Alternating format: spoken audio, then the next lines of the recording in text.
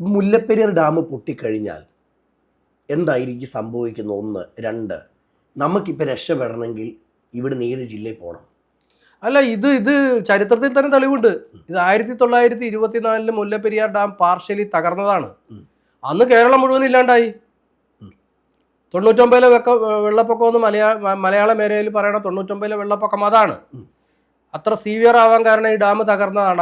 അന്ന് 4.58 ലക്ഷം രൂപ മുടക്കിയാണ് അത് റീകൺസ്ട്രക്ട് ചെയ്തത്. അതായത് ഇന്നത്തെ മണി വാല്യൂ അനുസരിച്ച് 232 കോടി രൂപ. അപ്പോൾ ഒരു മേജർ റീകൺസ്ട്രക്ഷനാണ് അവിടെ നടന്നത്. അപ്പം ഇനി തകർന്നാൽ അന്ന് ഈ മുല്ലപ്പെരിയാർ ഡാം മാത്രമേ ഉള്ളൂ. മനസ്സിലായ? വേറെ ഡാമില്ല കേരളത്തിൽ അന്ന്. ഇന്ന് എത്ര ഡാം? ഇന്ന് 84 ഡാംസ് ഉണ്ട് കേരളത്തിൽ. മാത്രമല്ല ഈ ഇടുക്കി ഡിസ്ട്രിക്റ്റിൽ തന്നെ 14ഓളം ഡാംസ് ഉണ്ട്. ഈ ഡയറക്റ്റ് ലൈനിൽ 3-4 ഡാംസ് ഉണ്ട്.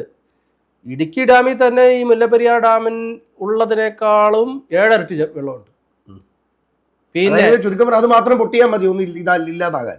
പിന്നെ അല്ലാതെ മുകളിലുള്ള ഡാം പൊട്ടിക്കഴിഞ്ഞാൽ താഴെ എത്ര ശക്തിയുള്ള ഡാം ആണെങ്കിലും തകരും എന്നാണ് സയൻസ് പറയുന്നത്.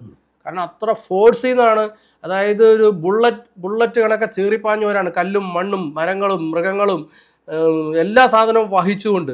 വെള്ളത്തിൽ ഇമ്പ്യൂരിറ്റി കലരുമ്പോൾ വെള്ളത്തിൻ്റെ ശക്തി 10 മടങ്ങ് മൾട്ടിപ്ലൈ ആണ്, ഒരുപാട് മൾട്ടിപ്ലൈ ആണ്. ആ ശക്തിക്കൊന്നും ഇടുക്കി ഡാമിനോ അല്ലെങ്കിൽ അതിന് താഴെയുള്ള ഒന്നിനും.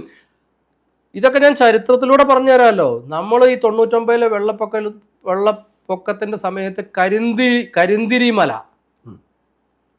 ഇടുക്കിയിലെ വൻ മലയായിരുന്നു, അതില്ലാതായി.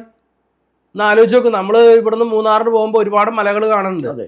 അതുപോലെ ഒരു ഭീമാകാരമായ ഒരു മല തന്നെ ഇല്ലാണ്ടായി 99 വെള്ളപ്പൊക്കം എന്ന് പറയുമ്പോൾ.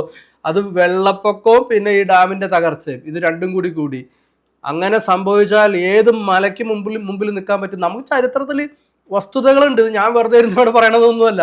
കരിന്തിരി മല എവിടെ പോയി എന്നൊന്ന് അന്വേഷിച്ചാൽ മതി, അപ്പോൾ ഉത്തരം കിട്ടും. പിന്നെ ചരിത്രമാണതല്ല. നമുക്ക് രക്ഷപ്പെടണം, എന്തോ ചെയ്യണം?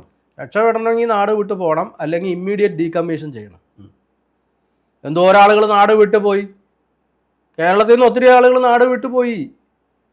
ഇപ്പം തന്നെ യുവാക്കൾ ഇവിടെ നിന്നാൽ ശരിയാവില്ല, എങ്ങനെയെങ്കിലും ജോലിയെന്നും പറഞ്ഞ് നാട്ടിൽ നിന്ന് പോകാമെന്ന് വിചാരിച്ചുകൊണ്ട് ശ്രമിക്കുകയാണ്. മിക്ക യുവാക്കളും നാടിനെ വെറുത്ത് തന്നെ പോവുകയാണ്. അതെ, ഇവിടെ നിന്ന് ജീവിക്കാൻ പറ്റത്തില്ല. ജോലി കിട്ടിയാലും ഒരു മതിയായ ശമ്പളവും ഇല്ല.